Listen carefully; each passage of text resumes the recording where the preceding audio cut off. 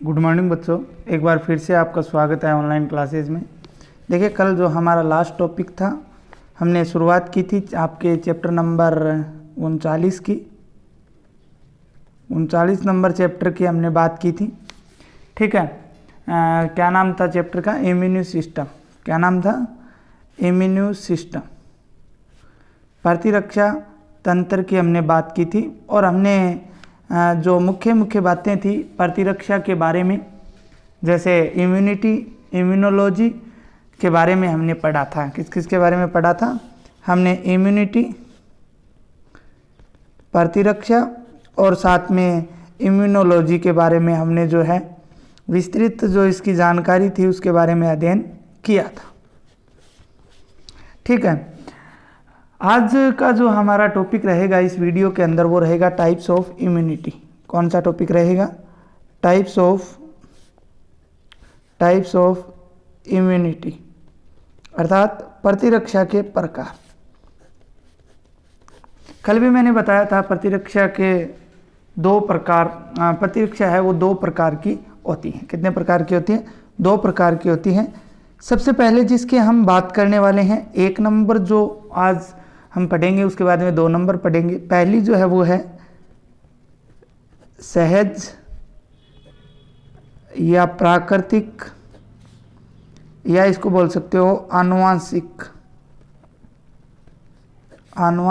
प्रतिरक्षा। एक नंबर तो ये थी, और दूसरी आपको पता ही है कौन सी थी? उपार्जित या जीवन काल में विकसित प्रतिरक्षा। तो सबसे पहले हम सहज, प्राकृतिक और आनुवांशिक प्रतिरक्षा की बात करेंगे इस वीडियो के अंदर। देखो क्या होती है सहज या प्राकृतिक अर्थात आनुवांशिक प्रतिरक्षा क्या होती है। देखिए, एक व्यक्ति स्वयं को विभिन्न प्रकार के हानिकारक एवं बीमारी पैदा करने वाले सूक्ष्म जीवों से कई प्रकार की प्रभावकारी क्रियाओं द्वारा बचाता है। ठीक है।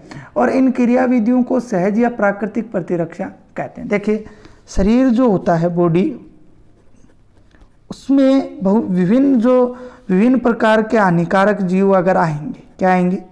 विभिन्न प्रकार के हानिकारक एवं बीमारी पैदा करने वाले जो कारक होते हैं, उनको जो शरीर है वो उनको शरीर क्या है, उनसे शरीर को बचाता है। स्वयं शरीर ही किसी बाह्य कारक की आवश्यकता नहीं पड़ती है, स्वयं शरीर ही उनको बचाता है। उसे क्या बोलते हैं? सहज या प्राकृतिक या आनुवांशिक प्रतिरक्षा। सीधे तौर पर हम बात करें कि ऐसी प्रतिरक्षा जो हमारे शरीर में उपस्थित होती है, उसके लिए हमें किसी बाह्य कारक की आवश्यकता नहीं पड़ती है, स्वयं शरीर द्वारा ही रोगों का क्या होता है? बचाव होता है। उसे क्या बोला जाता है? सहज या प्राकृतिक प्रतिरक्षा बोला जाता है, जो हमें जन्म से ही मिलती है। ठीक है। इनको हम सहज या प्राकृतिक प्रतिरक्षा कहते हैं। ये प्रतिरक्षा जननिक होती हैं। कहने का मतलब है, जननिक का मतलब ये हमें जन्म के साथ प्राप्त होती हैं। कब प्राप्त होती हैं? जन्म के साथ प्राप्त होती हैं। जीव को जन्म से प्राप्त होती हैं। कहने का मतलब जननिक का क्या मतलब है? जन्म से ही हमें प्राप्त होती हैं। बाहर से हम प्राकृतिक आर्टिफिशियल रूप से प्रतिरक्षा नहीं होती हैं। और ये जो है प्राप्त कैसे होती हैं? ये शरीर में उपस्थित विभिन्न अवरोधों से प्राप्त होती हैं। शरीर में उपस्थित विभिन्न अवरोधों से प्राप्त होती है। किन से प्राप्त होती है? विभिन्न अवरोधों से ये प्राप्त है वो होती हैं। इसके अलावा ये शरीर के अंदर रोग कारक हैं, उनको प्रवेश करने से रोकती है। अगर अवरोधों से प्राप्त होगी तो शरीर में उपस्थित विभिन्न रोग कारकों को प्रवेश करने से क्या करेगी? रोकेगी। तो इस प्रकार की प्रतिरक्षा जो है या रोधक क्षमता में मुख्यतः 4 प्रकार के घटक होते हैं। अर्थात हम बात करें तो कितने प्रकार के अवरोध पाए जाते हैं? 4 प्रकार के अवरोध हमारे शरीर में उपस्थित होते हैं, जो हमारे शरीर को विभिन्न बीमारियों से बचाते हैं। हमारे शरीर को क्या करते हैं? विभिन्न बीमारियों से बचाते हैं। और ऐसी प्रतिरक्षा जो है हमें जन्म से ही प्राप्त होती है, जो हम किसी बाह्य कारक से प्राप्त नहीं करते हैं। इसे क्या बोलते हैं? प्राकृतिक या आनुवांशिक या सहज प्रतिरक्षा बोला जाता है। अब 4 प्रकार के अवरोध जो हैं वो कौन से हैं? सबसे पहला 1 नंबर जो है वो है शारीरिक अवरोध। 1 नंबर पे हम बात जिसकी कर रहे हैं वो है शारीरिक अवरोध। ठीक है। फिजिकली बैरियर की अगर बात करें, शारीरिक अवरोध की, कि शारीरिक अवरोध क्या होता है। देखिए, ये सर्वप्रथम रोग पैदा करने वाले सूक्ष्म जीव से शरीर में प्रवेश को रोकता है। भाई, जो सूक्ष्म जीव हैं और जो हमारे शरीर में प्रवेश करके, क्या करके, शरीर में प्रवेश करके क्या उत्पन्न करते हैं, रोग उत्पन्न करते हैं। तो ये जो अवरोध होता है, शारीरिक अवरोध, ये इन सूक्ष्म जीवों को शरीर में प्रवेश नहीं करने देता है, उस प्रवेश को क्या करता है, रोकता है। तो उसे क्या बोलते हैं, शारीरिक अवरोध कहा जाता है। अर्थात अगर हम रक्षा की बात करें तो ये रक्षा की प्रथम रक्षा पंक्ति होती है। क्या होती है, प्रथम रक्षा पंक्ति होती है। कैसी पंक्ति होती है, ये प्रथम रक्षा पंक्ति जो है वो होती है। अब अगर बात करें शारीरिक अवरोध में, तो शारीरिक अवरोध के अंदर भी कुछ भाग आते हैं जिनके द्वारा शारीरिक अवरोध होता है। समझ रहे हो मेरी बात, कि शारीरिक अवरोध का मतलब क्या था, शरीर के अंदर सूक्ष्म जीव जो रोग उत्पन्न करते हैं उनको जाने से रोकता है। अब शारीरिक अवरोध के अंदर भी कुछ भाग आते हैं, जैसे त्वचा है। एक नंबर जो हम बात करेंगे वो क्या है, एक नंबर अगर बात करेंगे तो त्वचा है, स्किन जिसे बोलते हैं, ठीक है ना। एक नंबर क्या है, त्वचा। तो आपको पता ही है, त्वचा के अंदर से सूक्ष्म जीव हैं वो प्रवेश नहीं कर सकते। अभी जो कोरोना चल रहा है, कोरोना वायरस, वो शरीर के ऐसा थोड़ी किसी भाग से शरीर में प्रवेश कर जाए, नहीं कर सकता। केवल नाक और मुंह से शरीर में प्रवेश कर सकता है, बाकी शरीर की जहाँ पर त्वचा है वहाँ से वो प्रवेश नहीं कर सकता। तो ये क्या होता है, शारीरिक अवरोध में जो मुख्य भाग होता है त्वचा। अब त्वचा की भी बात करें तो त्वचा में भी दो अलग अलग परतें पाई जाती हैं। त्वचा में भी क्या होती हैं, दो अलग अलग परतें होती हैं। दो क्या होती हैं, अलग अलग परतें होती हैं।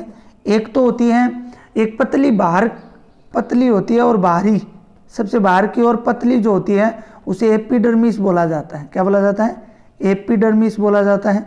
और दूसरी जो होती है अंदर की तरफ, जिसे मोटी भीतरी परत कहा जाता है, जिसे क्या बोला जाता है, डर्मिस बोला जाता है। जिसे क्या बोला जाता है, डर्मिस बोला जाता है। पतली बाहरी होती है अधिचर्म बोला जाता है, और निचली जो होती है उसे त्वचा बोला जाता है, डर्मिस बोला जाता है।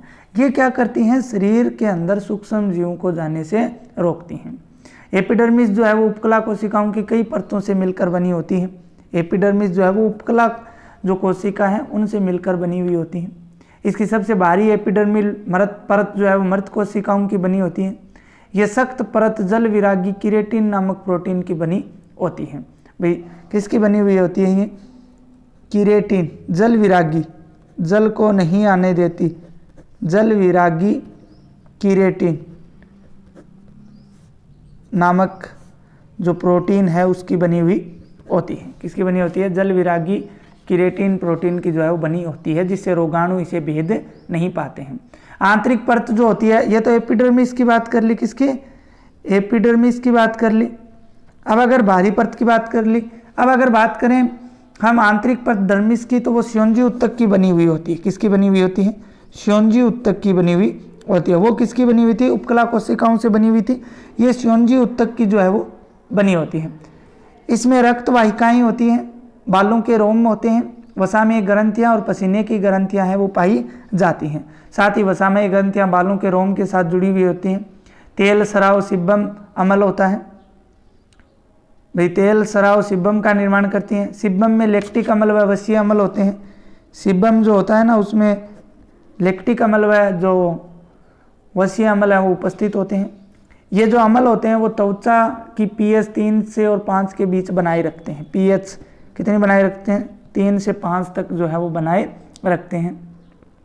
इस प्रकार हम बात कर रहे हैं त्वचा की, तो त्वचा है वो शरीर के अंदर विभिन्न रोगाणुओं को प्रवेश करने से क्या करती है, रोकती है। ठीक है। इसी प्रकार अधिकांश जीवाणु जो है वो वृद्धि को रोकती है।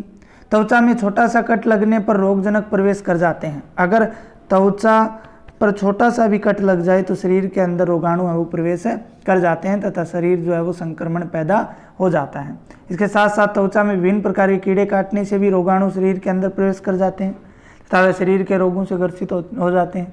जैसे मच्छर है, मच्छर के काटने से शरीर में खून के अंदर प्रवेश कर जाता है सूक्ष्म जीव। मलेरिया की बात करें तो डेंगू की बात करें तो मच्छर काटने से क्या है वो शरीर के अंदर जो है सूक्ष्म जीव वो प्रवेश कर जाता है, जिससे शरीर क्या है वो संक्रमित हो जाता है। तो अगर त्वचा सही है, त्वचा स्वस्थ है, त्वचा किसी प्रकार से कटी नहीं है या किसी रोगाणु द्वारा नहीं काटी गई है, तो वो बिल्कुल हमारा शरीर जो है वो स्वस्थ रहेगा, किसी प्रकार से संक्रमित नहीं होगा। इसी प्रकार दूसरा जो है वो है म्यूकस झिल्ली। 2 नंबर जो है वो है म्यूकस झिल्ली।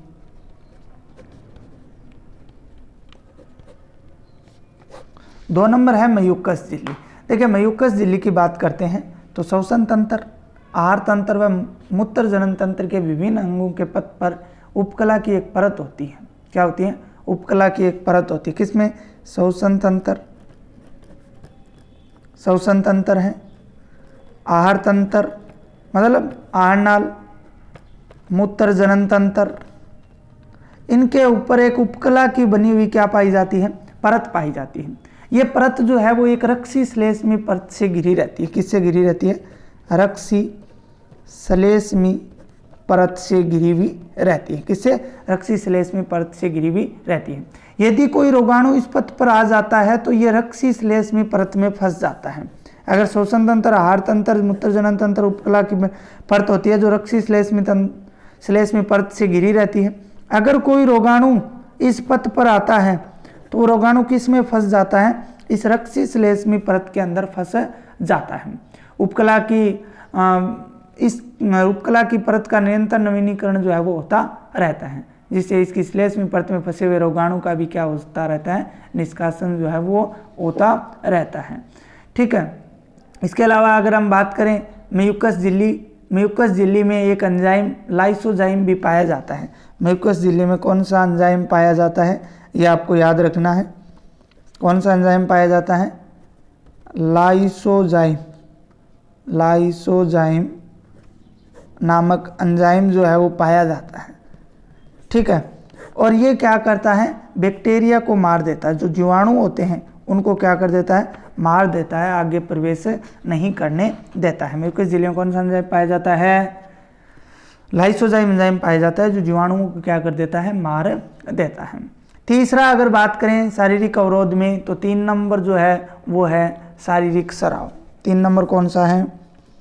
शारीरिक स्राव। 3 नंबर है शारीरिक स्राव। शारीरिक स्राव की अगर बात करते हैं तो देखिए शरीर के विभिन्न भागों से भिन्न भिन्न प्रकार के जो स्राव है वो स्रावित होते हैं। शरीर के विभिन्न भागों से स्राव होते हैं। ये रोग पैदा करने वाले कारकों या जीवाणुओं को क्या कर देते हैं? दूर भगा देते हैं। उनको क्या कर देते हैं? दूर भगा देते हैं या मार देते हैं। जैसे पसीने व नेत्र स्राव, ठीक है ना, नेत्र आंखों से निकलने जब आंसू आते हैं ना तो वो विभिन्न रोगाणुओं को क्या कर देते हैं? मार देते हैं। पसीने से भी कई प्रकार के रोगाणु हैं वो मर जाते हैं।